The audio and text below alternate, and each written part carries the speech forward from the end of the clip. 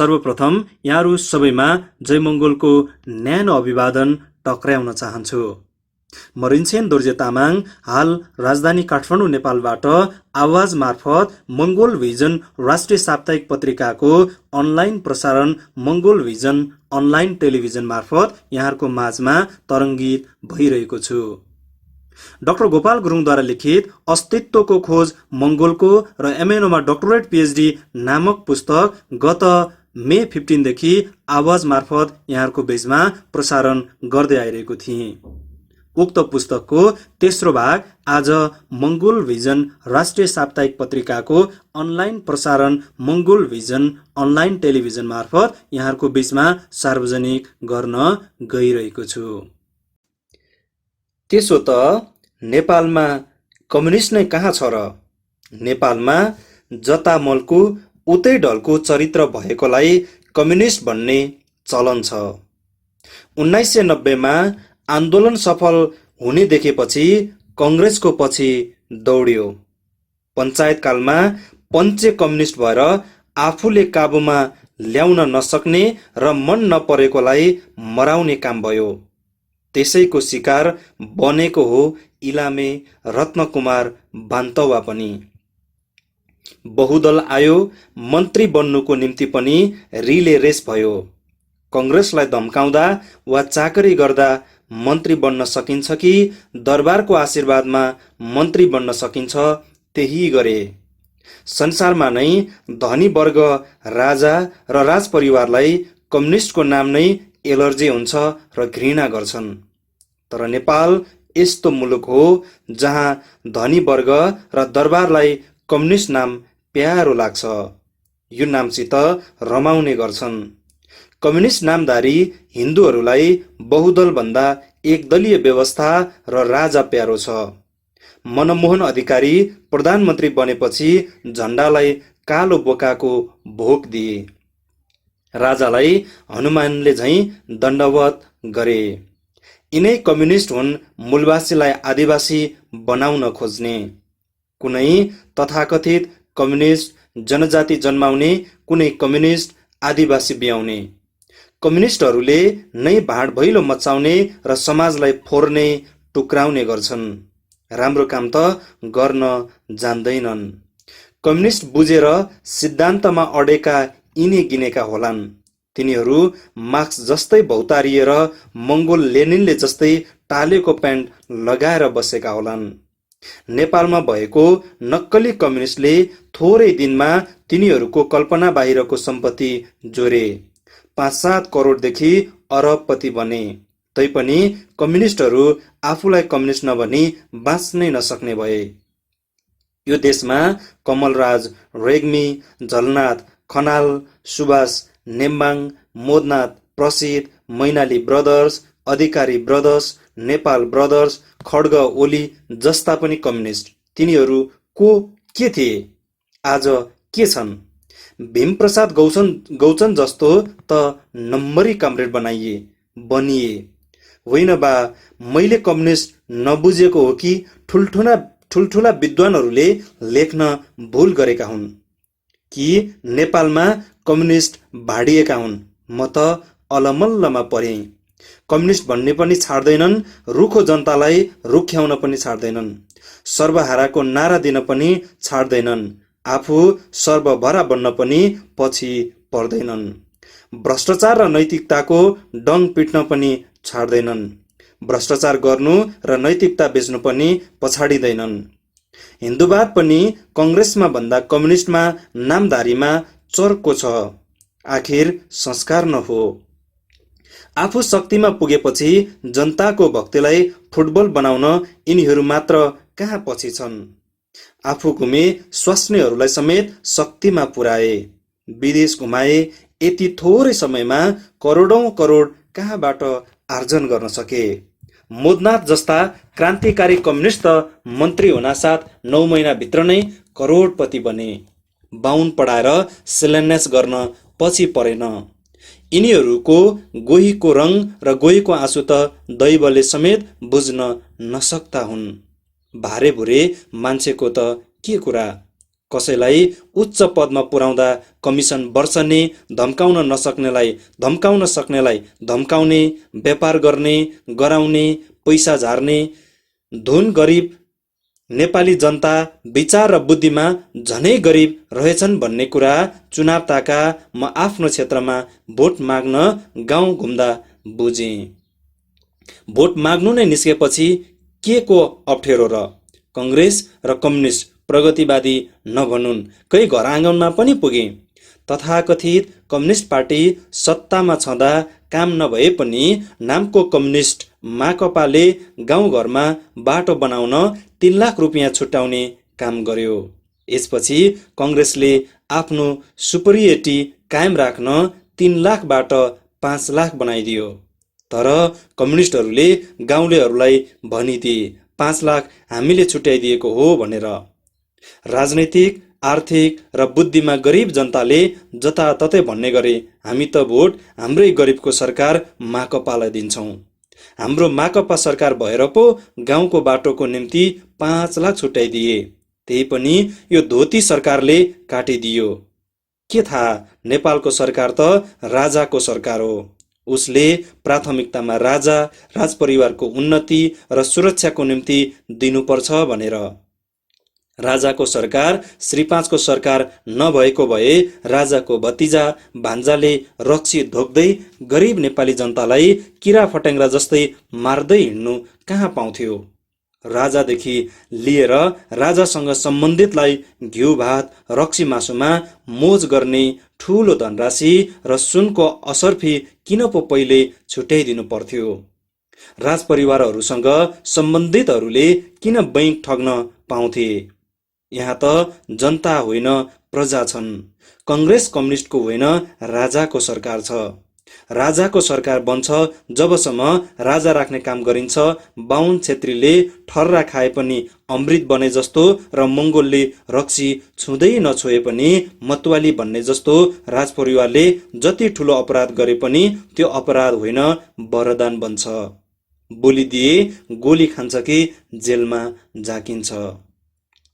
चुनावकै दौरानमा माकपाका समर्थकहरूले मेरो चुनाव चिन्ह भाले भएकोले भन्ने गर्थे, कट कट कोट्यास कोट्यास कुखुरी कहाँ काटेर खा खोइ खुकुरी यताले भनेर हेप्थे।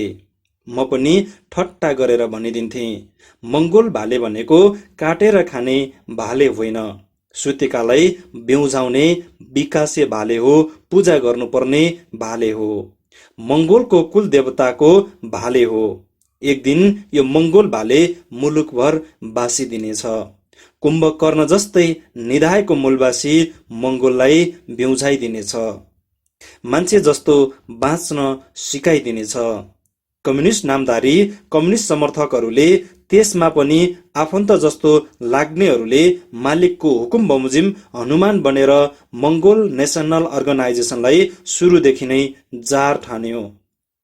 जस्तो कम्युनिस्टको निम्ति कङ्ग्रेस र कङ्ग्रेसको निम्ति कम्युनिस्ट एकदलीय बहुदलको जार जस्तै ठहरिन्छ।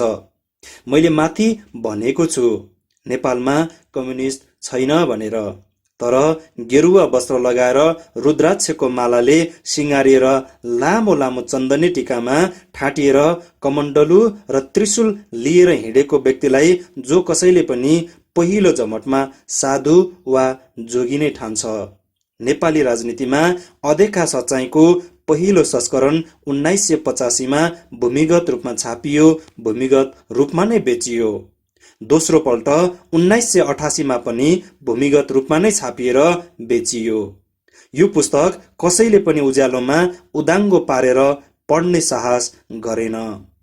काठमाडौँमा यो पुस्तक एक रात पढ्न रु 500 सम्म तिरे।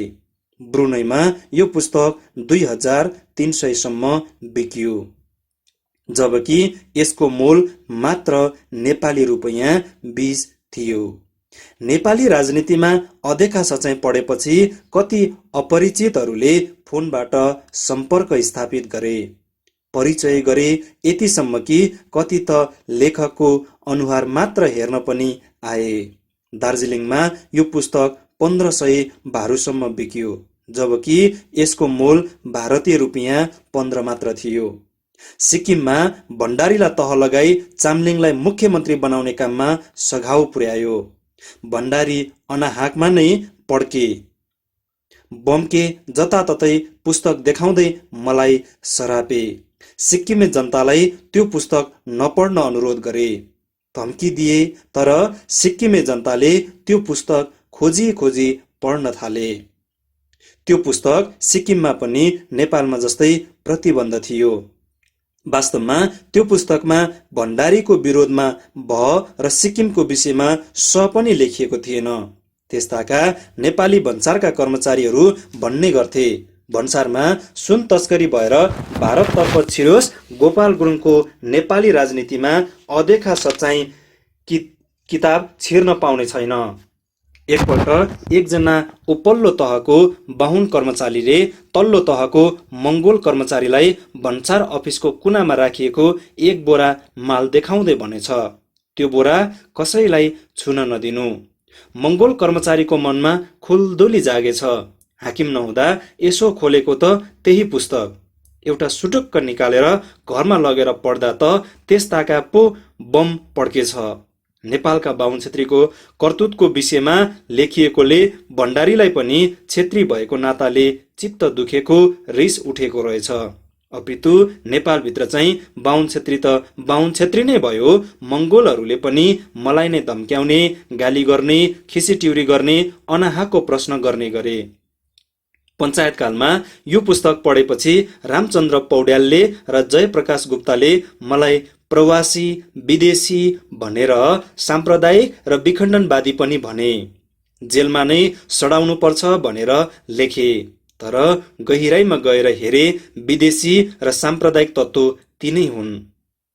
यस्ता विदेशी साम्प्रदायिकताको परिभाषा नै नजान्ने साम्प्रदायिक विदेशी साम्राज्यवादी काठेहरूले नै यो देश हाकेको हुनाले यो देशलाई कङ्गाल बनाएका हुन्। यो हाम्रो दुर्भाग्य हो। म गुरुङ हुँ। विश्वका कुनै पनि कुनामा जन्मे पनि नेपाल मेरो पनि हो। मेरो पुर्खालाई आफ्नो मुलुकबाट लखेट्ने यिनै साम्राज्यवादी सामन्ती तत्त्वका पुर्खाहरू हुन्। रामचन्द्र पौड्याल र जयप्रकाश गुप्ता फिजीका अबदस्त प्रधानमन्त्री चौधरी जस्तै भारतीय हुन्। रामचन्द्र पौड्याल त झनै भगौडे शरणार्थी पुत्र हुन्। मङ्गोल नेसनल अर्गनाइजेसनका कार्यकर्ताहरूलाई इलामको जसबिरेमा राति घर घेरेर गर्दनमाथि खुकुरी तेर्साएर त मङ्गोल भुइनस्, लु तेरो मङ्गोलको इतिहास भन्, लु तेरो मङ्गोलको गीत गा भन्नेहरू, जितपुरमा मेरो कार्यक्रममा हुलदङ्गा गर्ने योजना बनाउनेहरू, कतै फ्याँकिदे यो मङ्गोलको माइक भन्नेहरू, धुलाबारीमा एमएनओको झन्डा काट्ने र बाहुनडाँगीमा आक्रमण गर्नेहरू, तिनै आफूलाई नचिनेर कम्युनिस्टको अर्थ नबुझेर मङ्गोल नाम नै काउसो हुन गएका मङ्गोलहरू नै थिए। तिनीहरू मात्र हतियार बनेका थिए। अब यिनीहरूले मङ्गोल हुन् भनेर बुझ्न थालेका छन्। त्यस्ताका ती गरिबको सरकारको सपना देखेर आफ्नो गरिबीपन हटेर धनी होइने सपना सोचेर घमाइलो आशा बोकेर हतियार र डन्डा बोकी हिन्दू आर्य नेताको हनुमान बनेर मङ्गोलले मङ्गोलमाथि नै आक्रमण गर्ने काम कङ्ग्रेस र कम्युनिस्ट र पञ्चको नाममा टाउको फोराफोर गर्ने, काटाकाट र मारामार गर्ने, जेल पर्ने र नेल भोग्ने, टाट पल्टने काम हिन्दू आर्य मालिककै अरन खटनमा गर्ने गर्थे। र आज पनि कतिपय ठाउँमा त्यो क्रम जारी नै छ, तर अलि मत्थर भएको छ। गरिबीले गर्दा अलिकति पैसाको लोभमा वा राँगाको मासु र एक ट्वाक रक्सीमा आफ्नो अस्तित्वलाई चिहानमा हाल्ने काम आज पनि जारी छ।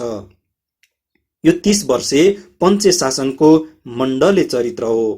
नेपालमा आज पनि अहिन्दो मूलवासी मङ्गोल मास्ने बृहत नेटवर्क तयार पारिँदैछ।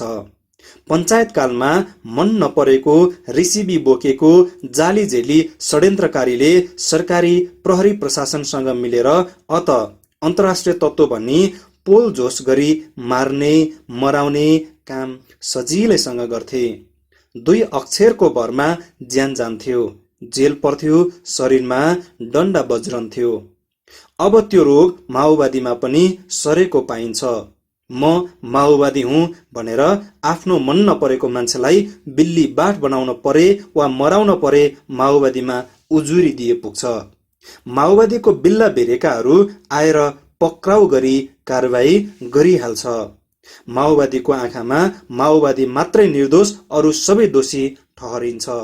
यसको ज्वलन्त उदाहरण दोलखा जिल्ला एमएनओको जिल्ला अध्यक्ष गैरी मोदीको जलन्धर पाखरिन उसलाई त्यहाँका केही अपराधिक स्वभावकाले माओवादी भएर उजुरी हाल्यो।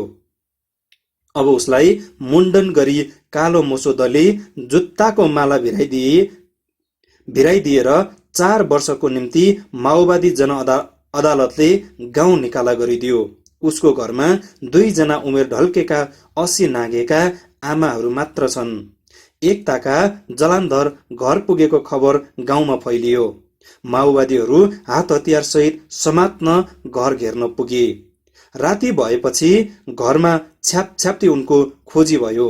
नभेटेपछि फर्के।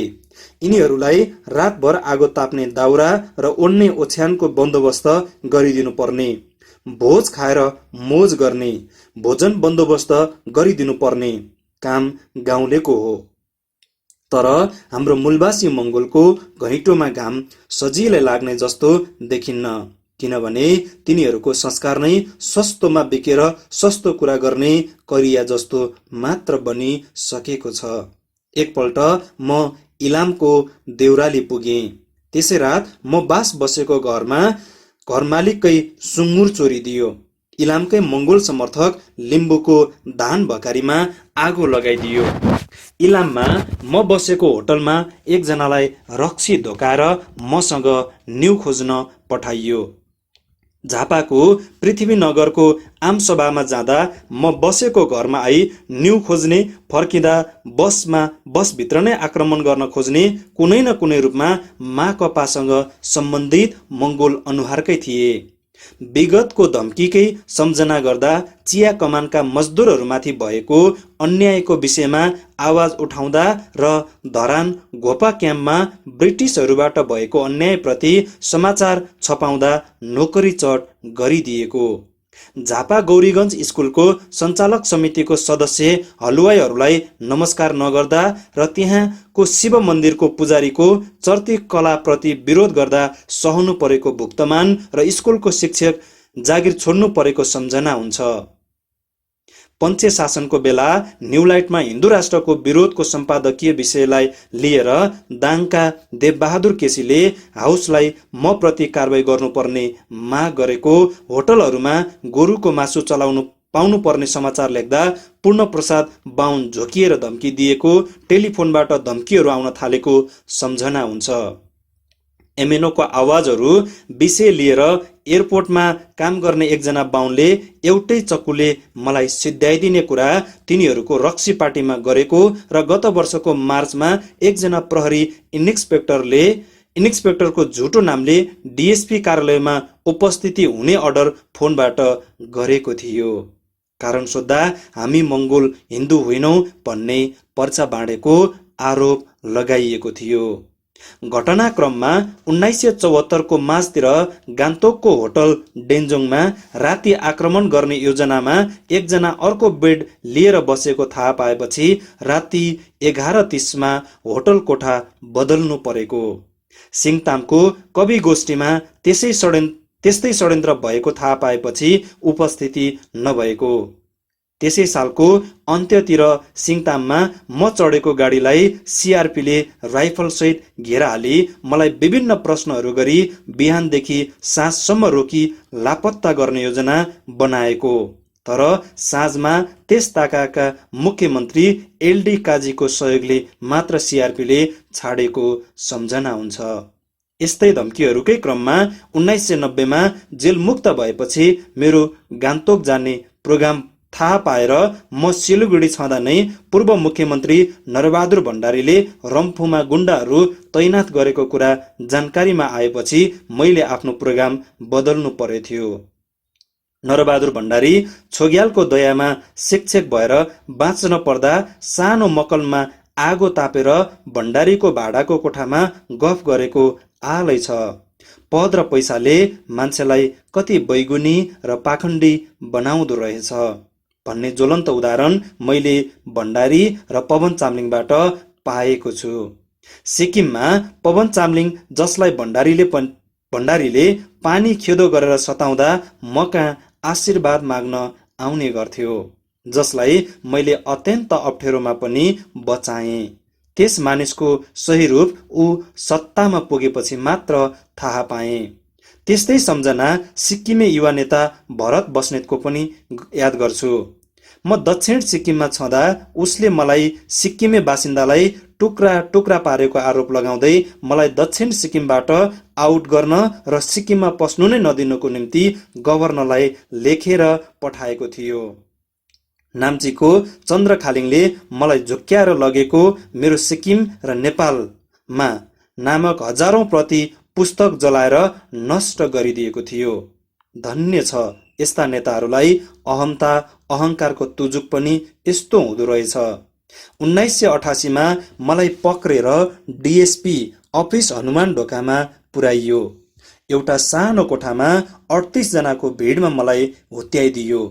त्यस कोठामा ढल्कनु सक्ने ठाउँ पनि नभएकोले कुक्रुक्क परेर झुल्दै रात बिताउनु परेको थियो। भोलिपल्टको दिन 6 घण्टे लामो प्रश्न गर्ने क्रममा डिएसपी थापा छेत्रीले डेस्कमा मुड्की ठटाउँदै धम्की दिने गर्थ्यो र भने, सब इन्सपेक्टर बाहुन र सरकारी क्षेत्रीय वकिलले म जस्तो फुच्चेलाई त्यस कोठाभित्र जे पनि गर्न सक्ने धम्की बारम्बार दिने गर्थे। यस समय नेपालको राजनीतिमा शक्तिको निम्ति बाहुन क्षेत्रीको द्वन्द्व स्पष्टसँग देखिएको र चर्किएको छ। पञ्चायतकालमा पनि यो द्वन्द्व थियो। पञ्चायत व्यवस्था नेपालमा चन्द्र शमशेरको थालनी हो।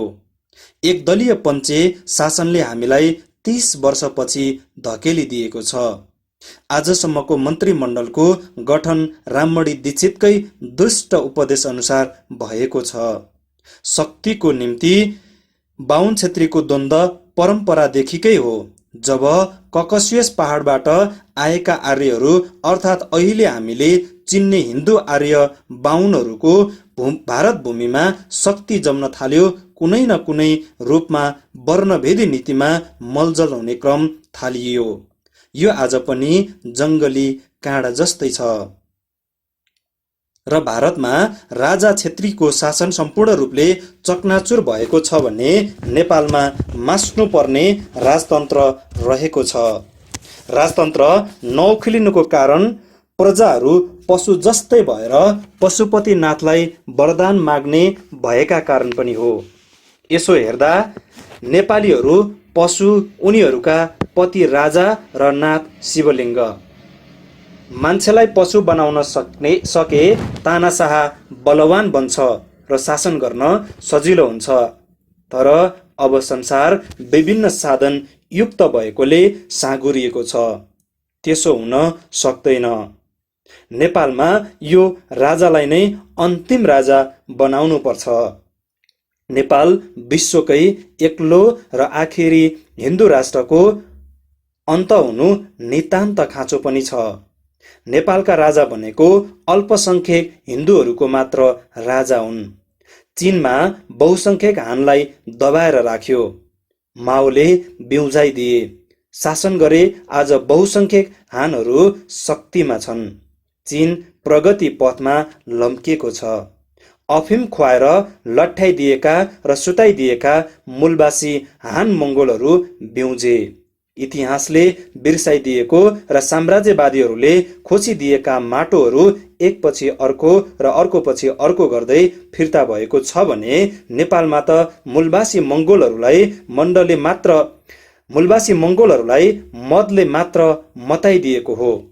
यहाँका मूलवासी मङ्गोलहरू साँच्चै बिउजेको खण्डमा यो शक्तिलाई थाम्न र दबाउन सक्ने अर्को शक्ति नेपालमा छैन। मैले माथि पश्चिमेली गुरुङ मगरले अझ 15-20 वर्षसम्म नेपालमा शासन गर्ने कल्पना पनि गर्न सक्दैनन् भनेर लेखेको छु। पश्चिमे मगरहरूले भर्खर भर्खर मगरहरू पनि बुद्धिस्ट रहेछन्, हिन्दूमा पनि कुकुर अथवा शूद्र तहमा राखेको रहेछ भन्ने सोच्ला जस्तो देखिएको छ। मैले नेपालका समस्त मूलवासी मङ्गोल बुद्धिस्ट थिए र हुन् भनेर खुल्ला रूपमा बोल्दै र लेख्दै आएको 1979 देखि आएको भए पनि सन् 2001 देखि मगरहरू बुद्ध धर्मावलम्बी भएको विश्वास गर्न थाले। तर कतिपय चाहिँ हामी हिन्दू नै हौं, शूद्र अथवा कुकुर नै हौं, जनजाति अति शूद्र कुकुर भन्दा पनि तलको पनि हो भन्नेमा गर्व गर्छन्। आज नेपालमा एउटा जमात देखियो। त्यो जमात जनजाति फिरिङ्गेको हो। यो दरबारिया खम्बा हो। यो दरबारिया फेरीवाला हो। पैसा पाए जे पनि बनिने, बोल्ने, जसको पछि पनि दगुर्ने जमात हो। किनकि यिनीहरू अस्तित्वविहीन प्राणी मूलवासीको अस्तित्वमाथि रजाई गर्ने जत्था हुन्। अर्को कुरा, जनजाति भनेर हिन्दू समाजको अछुत जाति अति शूद्र पैसा पाइने भएकोले जनजाति पनि भन्ने, आफूहरूलाई बुद्धिस्ट पनि भन्ने गर्छन्। मूलवासी मङ्गोलको अस्तित्वलाई तिनीहरूको हातमा राजनैतिक शक्ति भएकोले साम्राज्यवादीहरूले ठूलो चुनौती दिएका छन् र यसमा हड्डीका लोभीहरू टोक्ने हतियार बनेका छन्। तर जित सत्यकै हुन्छ।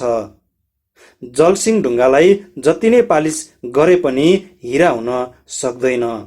चाँदीलाई सेतो सुनसँग छासमिस गरेर राखे पनि कसी लगाउन जान्ने र झुकिँदैनन् र पित्तल जति नै पहेँलो भए पनि सुन बन्दैन। यो अकाट्य सत्य हो। मैले अस्तित्वको खोज गरेँ, बोले, पुस्तक लेखेँ। साम्राज्यवादी शक्तिले मलाई जेल नेल दियो। मैले मूलवासी भने, लेखेँ। साम्राज्यवादीहरूले तिनीहरूको अरौटे भरौटे धुपौरेहरूद्वारा पद र पैसाको लोभ देखाएर आदिवासी आप्रवासी भनेर लेख्न बोल्न लगाए। जनजाति बन्जराको पार्टी खोल्न लगाए। एक दलीय फर्काउने दीर्घकालीन सपना बोकेर जनजाति जनमुक्ति पार्टी खोले, मलाई गाली गरे। तर 3 वर्षमा नै अस्तायो तिनीहरूको। विधान झण्डा पार्टीको नाम अस्तित्वविहीन र जनमुक्ति जनजाति फिरिङ्गे आदिवासी एक भएर तङ्ग्रिन कोसिस गरे। पैसाको बलमा, मालिकको करमा मूलवासी मङ्गोललाई अर्को आक्रमण गर्ने हेतुले, तर तिनीहरू नै बजारिए, थचारिए, फ्याँक भएर फुटे। अब त अवशेष मात्र बाँकी छ। मैले मङ्गोल नेसनल अर्गनाइजेसन 1 जनवरी 1989 मा जेलभित्र खोले। बहुदलले 1990 घर घरमा पार्टी ल्यायो, बर्खे पार्टी आयो। एमएस थापा मगरले मालिक रिझाउने सुरमा मङ्गोल भनेको षड्यन्त्रकारी, साम्प्रदायिक र नेपालमा मङ्गोलको अस्तित्व आर्यमा विलिन हुन्छ भनेर पार्टी विधानमा लेख्ने काम गर्यो। तर उही एमएस थापा मगरले 3 वर्षपछि नै एउटा पुस्तक लेखेर जताततै मङ्गोलको कुरा लेखे। मगरहरू पनि मङ्गोल भएको पुष्टि गरे। मगरहरू पक्का बुद्धिस्ट भएको सामग्री जुटाए। आफ्नो पुस्तकको ढकनमा नै बुद्धको तस्बिर र ज्योति छापे। बुद्ध मङ्गोल थिए भन्ने बुझिन्छ भनेर लेखे। जुन कुरो मैले 1979 देखि नै खुल्ला रूपमा बोल्दै र लेख्दै आएको थिएँ। यसको निम्ति सङ्घर्ष गर्दै आएको छु। मैले आफ्नो पुस्तक नेपाली राजनीतिमा अदेखा सच्चाइको पहिलो प्रकाशनदेखि नै लेख्दै आएको हो। तर मेरो प्रकाशन र सम्पादनको न्युलाइट साप्ताहिक र थन्डरबोल्टमा त त्योभन्दा निकै वर्ष अघिदेखि नै लेख्दै आएको हो। एक दल कि बहुदलको मत सङ्ग्रहदेखि नै मैले बहुदलको पक्ष लिएर लेख्दै र बोल्दै आएको हो। हिन्दू साम्राज्यवादीहरूको प्रभुत्व नेपालमा जम्न अघिसम्म नेपालका सबै मङ्गोलहरू बुद्धिस्ट नै थिए। राई, लिम्बू, सुनुवार, मगर, थारू, दनुवारहरू पनि बुद्धिस्ट हुन्। सबै थरी नेवार पनि बुद्धिस्ट नै थिए, तर हिन्दू शासकहरूले काठमाडौँका नेवारहरूलाई क्रूरतापूर्वक दमन गरेका कारण कतिपय हिन्दू भए, बुद्ध धर्ममा विकृति ल्याए। त्यो क्रम आज पनि जारी नै छ। त्यसको प्रमुख भूमिका धर्मोदय सभाका केही हर्ताकर्ताहरूले निभाइरहेका छन्। हिन्दूहरूले गोरु, गाई, आफ्ना आमा बाबुको मासु खाँदैनन्, बुद्धिस्टले खान्छन्। लिम्बूहरूलाई गौवध नगर्नु भनेर रोक लगाउने रणबहादुर शाह हो। पश्चिमी बेग पहाडी क्षेत्रका मगरहरू आज पनि गोरु खान्छन्। खम्बु लाप्चा भाषा हो। लाप्चा भाषामा खम्बुको अर्थ बिजुवा हो। मूलवासी अहिन्दू मङ्गोललाई अस्तित्वविहीन बनाउने क्रममा आज पनि तथाकथित नेपालको संविधान बनिएको बाहुन छेत्रीको दरबारिया, कङ्ग्रेस र कम्युनिस्टको त्रिपक्षीय सम्झौता पत्रदेखि नै थालिएको छ, लादिएको छ। यो त्रिपक्षीय सम्झौता पत्रमा हस्ताक्षर गर्नेहरूमा 2वटा बाहुन नेतृत्वका पार्टीबाट बाहुनहरूलाई योग प्रसाद उपाध्याय असमबाट नेपाल भित्रेका र निलाम्बर आचार्य थिए। छेत्रीको तर्फबाट दरबार चाहिँ डाक्टर केशरजङ रायमाझी थिए। हिन्दू राष्ट्र हुनै पर्ने र राख्नै पर्नेमा कङ्ग्रेसका कृष्णप्रसाद भट्टराई, योग प्रसाद उपाध्याय र यसै ट्रेडमार्कका केही बाहुन घुँडा धसेर लागेका थिए भने तथाकथित कम्युनिस्टका मनमोहन अधिकारी, उनका भाइ भरतमोहन अधिकारी, निलाम्बर आचार्य लगायत यसै मार्काका बाहुनहरू जुटेका थिए। विरोध गर्नेमा 2 जना नेवार थिए, डाक्टर द्वारिका प्रसाद श्रेष्ठ र मार्सर जुलुम साक्य। यसैले पनि स्पष्ट गर्छ वर्णभेदी साम्राज्यवादीको नियत। हिन्दू राष्ट्र राख्नु पर्नेमा दबाब दिन सैनिक प्रतिनिधि मण्डल पनि पुगेको चर्चा छ। यो मर्म सबै पार्टीमा विभक्त मूलवासी अहिन्दू मङ्गोलले बुझ्ने कोसिस गर्नु नितान्त आवश्यक छ। अब त मूलवासी मङ्गोलको आवाज इन्डिया, जर्मनी, अमेरिकाका पत्र पत्रिकामा पनि देखिन थालेको छ र अमेरिकाबाट वेबसाइटमा पनि आउन थालेको छ। त्यसमा मेरो तस्बिरसहित आजसम्म मैले लेखेको सबै सामग्री र एमएनओको विषयमा पनि सङ्कलित छ। त्यसबाहेक नेपालमा मङ्गोल नेसनल अर्गनाइजेसनलाई साम्राज्यवादी वर्णभेदी हिन्दू आर्यहरूले दर्ता नदिएको भए तापनि एउटी अमेरिकी युवती सुजन हेगनले एमएनओको विषयमा पिएचडी डक्टरेट गरेकी छिन्। त्यति मात्र होइन, मूलवासी भनेको जनजाति बन्जरा होइन रहेछ भनेर विश्वकै मूलवासी र संयुक्त राष्ट्रसङ्घ जेनेभा कार्यालय र विश्वका अरू मूलवासीहरूले बुझ्न थालेका छन्। त्यसै कारण जेनेभा, युनेस्को, नेदरल्यान्ड, दक्षिण अफ्रिकाका मूलवासीहरूको निम्तो मङ्गोल नेसनल अर्गनाइजेसनलाई आउन थालेको छ। 1980 मा मैले बुटोलको एउटा भाषणमा थारूहरू मङ्गोल हुन्, बुद्धिस्ट हुन् भनेर बोल्दा बाहुन छेत्रीलाई गोड लगैछे खुट्टामा परे भनेर कुरा गर्ने थारूहरूलाई सपना जस्तै लागेको थियो। झन् बुद्ध सिधा थारू हुन् भन्दा अर्को 3 छक परेका थिए र मलाई केही थारूहरूले प्रश्न पनि गरेका थिए। मैले 1984 मा मेरो सम्पादन र प्रकाशनमा प्रकाशित हुने न्युलाइट वर्ष 15 अङ्क 19 मे 17 को बुद्ध र नेपाल शीर्षकको सम्पादकीयमा बुद्धलाई देश निकाला गरिएको थियो, उनी मङ्गोल थारू थिए भनेर लेखेको थिएँ। डाक्टर गोपाल गुरुङद्वारा लिखित अस्तित्वको खोज मङ्गोलको र एमएनओमा डक्टरेट पिएचडी पुस्तक यहाँहरूको बीचमा तेस्रो भाग पुस्तकको 15औं पेजमा अन्त्य गर्न चाहन्छु। भोलि पुनः उक्त पुस्तकको चौथो भाग पुस्तकको 15औं पेजको अन्तिम हरफबाट सुरुवात गर्ने बाचा गर्दै आजको निमित्त यहाँहरूबाट ओझेल पर्न चाहन्छु।